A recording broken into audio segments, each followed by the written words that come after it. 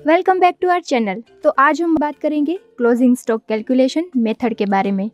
As per accounting rules, company के कामकाज का फाइनल रिजल्ट स्टॉक वैल्यूएशन पे निर्भर करता है। क्लोजिंग स्टॉक अमाउंट को इवेल्युएट करने की कई मेथड्स है, जिसे कॉमनली स्टॉक मेथड या स्टॉक वैल्यूएशन मेथड भी कहते हैं। बैलेंस शीट रिपोर्ट में क्लोजिंग स्टॉक अमाउंट यहाँ पर सिलेक्ट किए गए स्टॉक मेथड के अनुसार दिखाई देगी। इसकी 4 अलग अलग मेथड है जो यहाँ से सेट कर सकते हैं और बैलेंस शीट रिपोर्ट से भी सेट कर सकते हैं।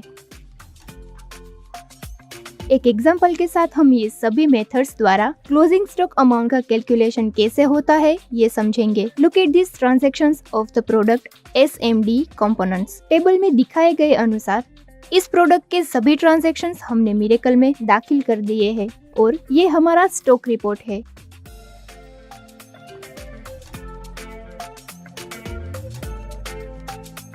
तो पहले देखते हैं स्टॉक मेथड नन ऑप्शन में हमें सिर्फ क्लोजिंग क्वांटिटी ही मिलेगी, इसलिए इस मेथड में यूजर को बैलेंस शीट में जहां भी आवश्यक हो वहां मैन्युअली क्लोजिंग स्टॉक अमाउंट दाखिल करने की फैसिलिटी मिलती है।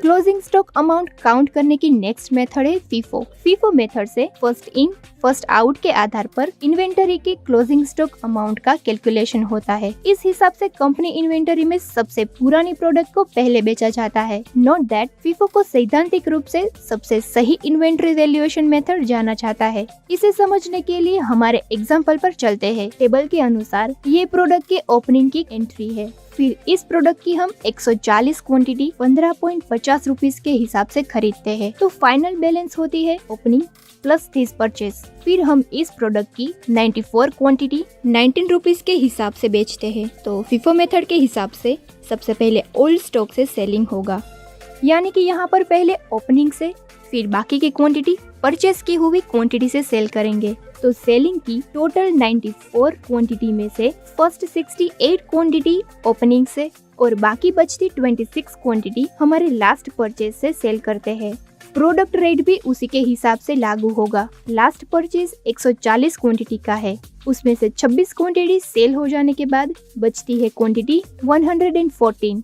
तो अब ये हमारी closing quantity and closing amount है। तो ये सभी ट्रांजैक्शंस के बाद प्रोडक्ट की क्लोजिंग क्वांटिटी होती है 60 और क्लोजिंग अमाउंट 993।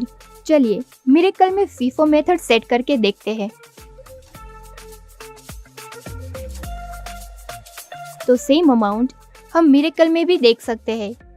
तो फीफो मेथड से इस तरह से क्लोजिंग स्टॉक अमाउंट का कैलकुलेशन होता है। अगली स्टॉक मेथड देखते हैं फिक्स्ड मेथड में क्लोजिंग स्टॉक अमाउंट का कैलकुलेशन प्रोडक्ट की लास्ट परचेज रेट को क्लोजिंग क्वांटिटी के साथ मल्टीप्लाई करके की जाती है। हमें मालूम है कि प्रोडक्ट की क्लोजिंग क्वांटिटी 60 है और प्रोडक्ट का लास्ट परचेज रेट 17 है, तो फाइनल क्लोजिंग स्टॉक अमाउंट होती है 1020। मिरेकल में फिक्स्ड मेथड सेट करके देखते हैं तो यही अमाउंट प्राप्त होती है।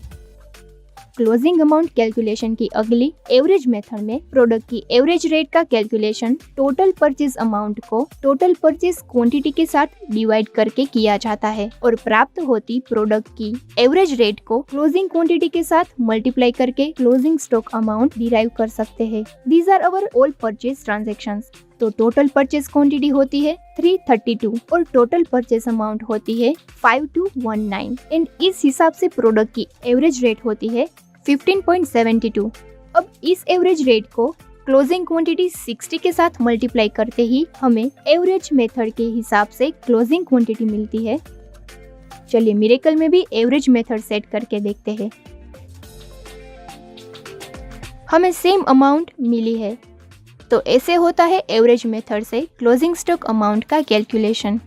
स्टॉक रेट मेथड से हमें मैन्युअली प्रत्येक आइटम के लिए वैल्यूएशन रेट दाखिल करने की फैसिलिटी मिलती है। क्लोजिंग स्टॉक अमाउंट का कैलकुलेशन प्रत्येक आइटम के लिए हमारा द्वारा दाखिल किए गए क्लोजिंग स्टॉक रेट के अनुसार किया जाएगा। यदि हम ये मेथड सेट करते हैं तो स्टॉक रेट्स दाखिल करने के लिए मास्टर अदर इन्फो में स्टॉक रेट का एडिशनल मेन्यू दिखाई देगा, जहां हम सभी प्रोडक्ट के लिए रेट दाखिल कर सकते हैं और इस रेट्स के हिसाब से क्लोजिंग स्टॉक अमाउंट का कैलकुलेशन होगा।